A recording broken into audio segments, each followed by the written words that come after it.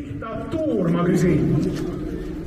Kui see on empaatia oma rahvast ja riigist hoolimine, Kaja Kallas, siis kuidas võiks välja näha puhtakujuline sadism ja oma riigi ja rahva tahtlik hävitamine?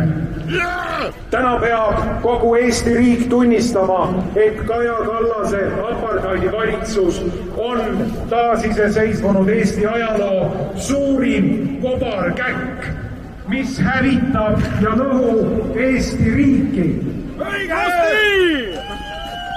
Nõestab oma rahvast oma meelevigase apartheidi poliitikaga ning paeskab vaesusesse Eesti ettevõtlust ja Eesti perekondi. Te olete kobarkäkk valitsus. See valitsus on ohuks Eestile nagu takukoona. Välja Kallase valitsus! Välja!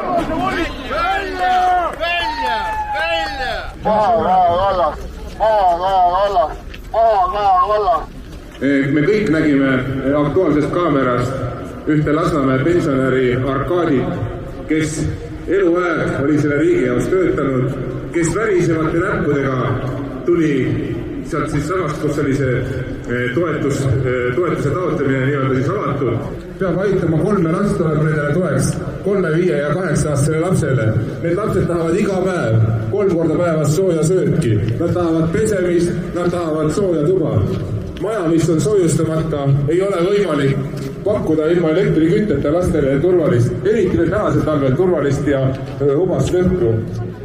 See on meie Eesti riik. Ma kardan, et selliseid peresid ja selliseid riike tuleb peale seda valitsust oi-oi kui palju ja järgmisel valitsusel saab seda lappimist olema oluliselt rohkem.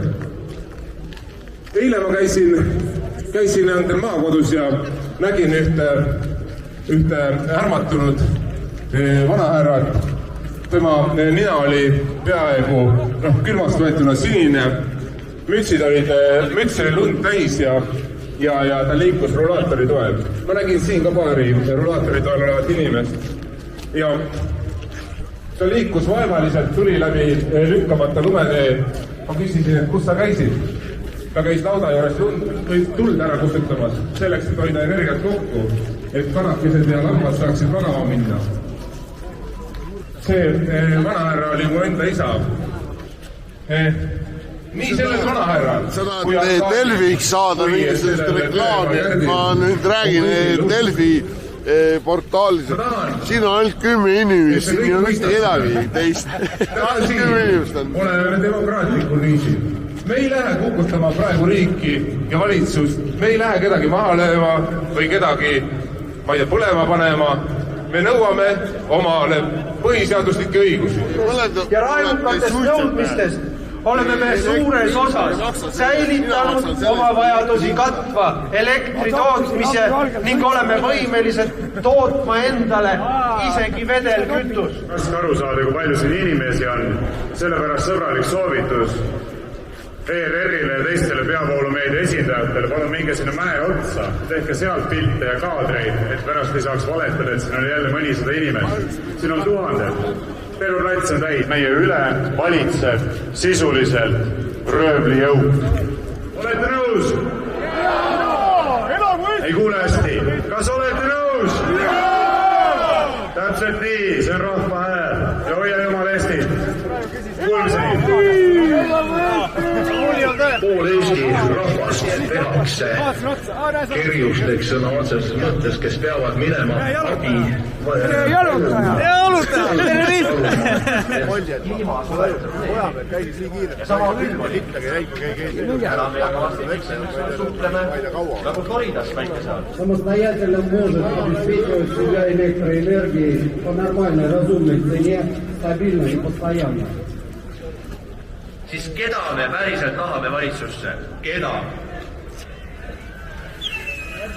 Kui aga tihti öeldakse, et rohepööre on vajalik. Euroopa Parlamendis räägitakse iga päev sellest, kuidas me kohe sureme ära. Ta maksab 2000 € kuus. mille eest siis veel süüa ostetakse. Söögi jaoks ei jäägi siis raha. Inimestel on laenud kaelas, mis iganes. Eluasemelaenud ja siis maksan veel mingi 2000 euri elektrit. Nagu what the hell, kuhu me jõuame selle piletitega.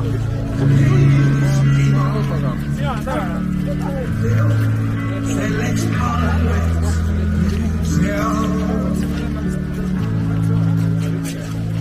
loom hoia viie sest laavad neile